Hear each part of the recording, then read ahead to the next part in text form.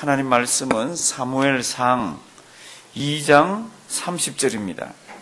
사무엘상 2장 30절. 우리 성경 좀 찾아 놓아 주시기 바랍니다.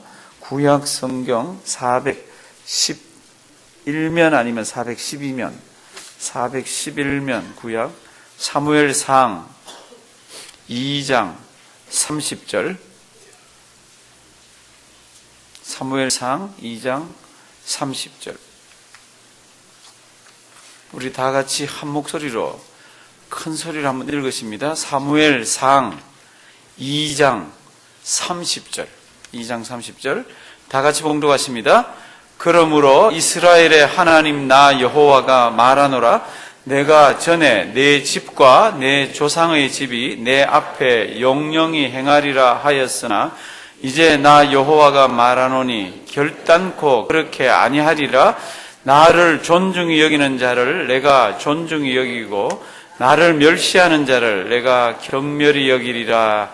아멘. 오늘 설교 제목은 우리 한평생 하나님 아버지 앞에 어떤 사랑을 받아야 됩니까? 그냥 보통 사랑이 아니라 어떤 사랑요? 큰 사랑을 받아야 됩니다.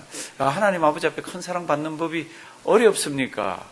성경 보시면 어렵지가 않아요. 오늘 간단하게 한번 살펴볼 텐데요. 2015년도 들어왔습니다. 그래서 요 며칠 지나가지만 세상에서 일어나는 이런 일들을 보면은 참 언제 무슨 일 우리가 닥칠지 모릅니다. 파리에서는 어떤 잡지사에 테러 분자들이 들어가서 사람들을 죽였습니다. 그것도 보니까 뭐 아주 고도의 훈련을 받은 사람 같아요. 그렇죠? 들어가서 딱 정조정해서 그냥 다 죽였습니다. 종이를 꺼내가지고 자기들이 죽여야 되는 사람 이름을 불러가지고 나오면 죽이고 또 나오면 죽이고 이렇게 해가지고 죽였더라고요. 참 무서운 세상입니다. 세상이 그것 때문에 지금 막 이곳저곳에서 다 들끓습니다. 무슨 일 언제 어떻게 닥칠지 모르잖아요.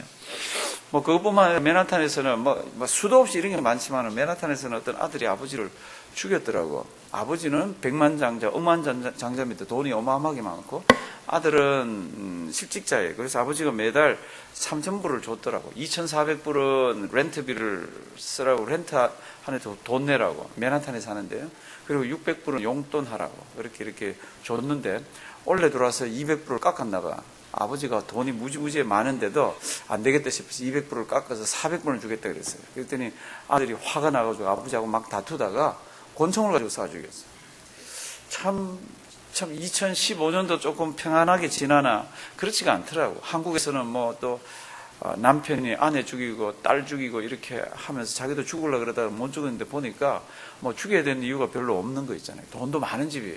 그러니까 참 희한한 세상을 우리가 살아가는데 이런 희한한 세상 살아가는 이 속에서 하나님의 백성들에게 필요한 게 뭡니까?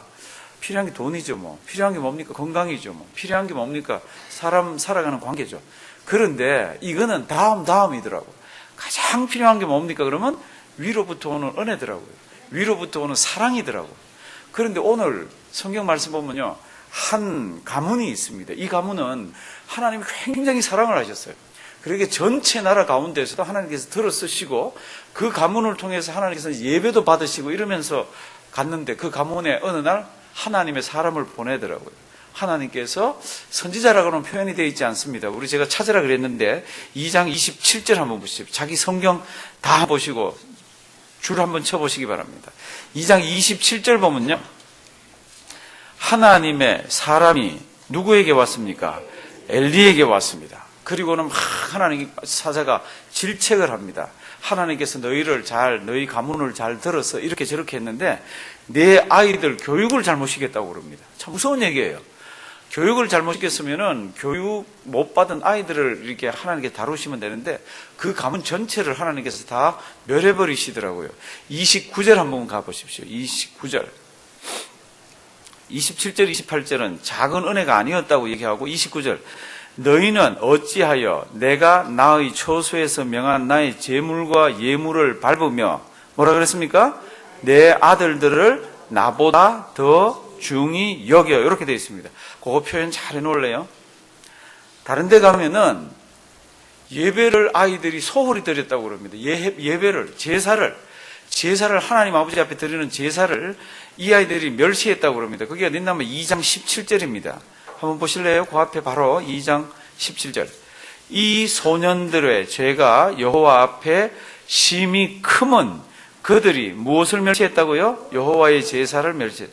그러면 여호와의 제사를 멸시하면 제사장인 아버지가 어떻게 해야 되죠? 야단을 쳐야 되잖아요. 이놈들 내 눈에 흙이 들어가기 전에는 그러면 못 쓴다. 그러고는 딱 잡아가지고 예배드리게 하고 제사 바로 드리게 해야 되잖아요. 그런데 이 엘리 제사장은 하나님보다 자기 아이들이 더 소중한 거라. 야단을 치려고 그러니까 애가 상처받을까 봐. 야단을 치려고 그럴까 봐 삐칠까 봐. 야단을 치려고 그러면 삐칠까 봐. 이렇게 해서 안 하는 거예요. 하나님이 그걸 이렇게 보고 계시다가 2장 29절 뭐라 그랬습니까? 내 아들들을 나보다 어떻게 여겼다고요? 더 중히 여겼다고. 사랑하시는 성도 여러분들, 이거 굉장히 소중한 얘기입니다. 아이들 소중하죠. 우리 아이들 귀중히 여기고 그렇게 키워야 되죠. 그러나 누구보다는 더 귀하면 안 됩니까? 하나님보다. 그러니까 하나님 섬기는데 게으르거나 하나님 섬기는데 미적미적할 때는 아이들을 어떨 때는 완곡하게, 어떨 때는 사랑으로, 어떨 때는 얼굴의 표정까지도 조금 번음하게 해서 아이들 하나님 섬기는 데서는 다른 길로 가지 못하게 해야 됩니다. 근데 엘리는 그것을 원했습니다. 그랬더니 하나님이 이렇게 얘기합니다. 내 아들들을 나보다 더 중히 여겨 내 백성 이스라엘에 드리는 가장 좋은 것으로 어떻게 했습니까? 스스로 살찌게. 이스라엘 백성들이 가장 좋은 것 드리면 어디로 가야 됩니까? 하나님께 가야 되잖아요. 근데 이걸 아이들이 이걸 다 뺏어 먹어버립니다. 갈고리를 가져가서 제일 맛있는 부위의 것들을 다 잡아 뽑아가지고요. 제사 드리기 전에 먹어버리고 그랬습니다. 하나님께서 아주 진노를 하십니다. 그러면서 30절 한번 보십시오. 30절 엘리 가문에다가 야단을 치시면서 우리가 꼭 기억해야 되는 표현이 있습니다. 그러므로 이스라엘의 하나님 나 여호와가 말하노라 내가 전에 내 집과 내 조상의 집이 내 앞에 어떻게 해요? 영영히 행하리라. 전에 나를 잘 섬길 때 영영히 행하리라 하였으나 이제 성경을 보면 언제나 안타까운 게 이럴 때가 있습니다. 전에는 이랬는데 이제 성경을 보면 또 막 힘을 내면서 우리가 그런 데 있습니다. 그게 뭡니까?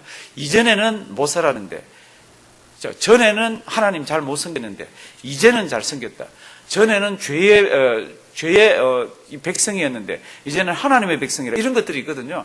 그러니까 어떤 데는 전에와 이제가 비교가 되면서 복받은 사람을 얘기를 하고 어떤 데는 보면 저주받은 사람을 얘기합니다. 지금 한번 보십시오. 10절. 내가 전에 그리고 이제 나 여호와가 말하노니 결단코 그렇게 아니하리라. 이제는 결단코 그렇게 너희를 영영히 내 앞에 세우지 아니하리라. 그러면서 뭐라고 그럽니까? 이 부분은 꼭 표를 해놓기 바랍니다. 하나님 아버지 앞에 큰 은혜를 받고 하나님의 큰 사랑을 받는 법이 뭡니까? 다 같이 한번 읽습니다. 나를 존중히 여기는 자를 내가 존중히 여기고 나를 멸시하는 자를 내가 경멸히 여기리라. 아멘. 어떠하면 하나님 아버지 앞에서 큰 은혜를 받고 어떻게 하면 하나님께서 나를 높여주십니까? 높여주신다는 말이 돈 잘 법니다, 건강하게 합니다 이런 의미 아닙니다.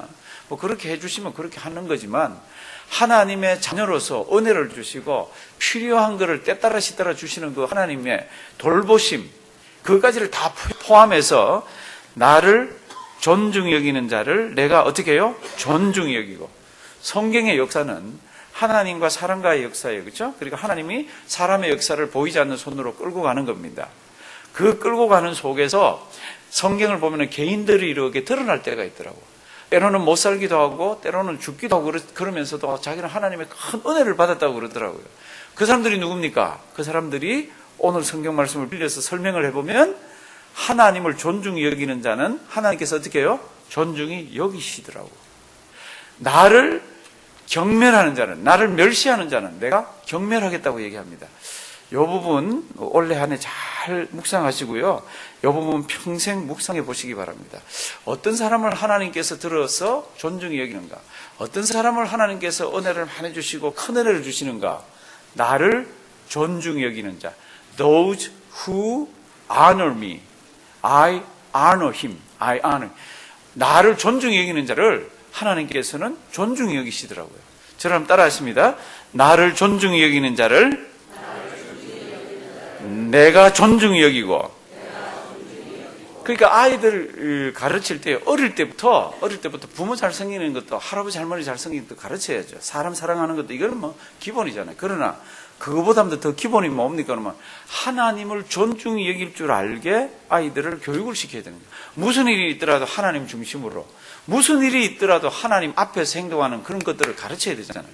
그러면 우리는 죽을지 모릅니다. 우리는 빨리 떠날지 늦게 떠날지 모르지만 아이들 옆에 없을 것입니다. 그때에도 사람 말고 누가? 하나님께서 아이들을 존중해서 아이들을 돌봐주십니다. 성경에 굉장히 큰 아름다운 내용들입니다. 요 사무엘상 1장 2장 들어가면 참 가슴이 아픈 여자가 하나 있었어요. 이 여자는 참 수치스러운 여자입니다. 이 당시에, 지금은 그렇지가 않지만은요, 이 당시에 아들이 없으면은 참 괴로운 삶을 살아가야 되는 여자입니다. 그런데 하나님께서 이 여자를 높이시더라고요. 지금도 이 여자 이름 우리가 알잖아요. 지금도 어떤 집에 가면 이 여자 이름을 따서 했잖아요. 이 여자가 왜 그렇게 수치스러운 여자였는데 이 여자가 그렇게 영광스러운 여자가 됩니까? 딱 하나더라고요. 자기의 어려운 문제가 있으면 하나님 아버지 앞에 가서 기도하더라고요. 무슨 뜻이에요? 기도의 뜻이 뭐예요? 여러 가지가 있지만 접근법이, 나는 피조물이고 하나님은 창조주입니다.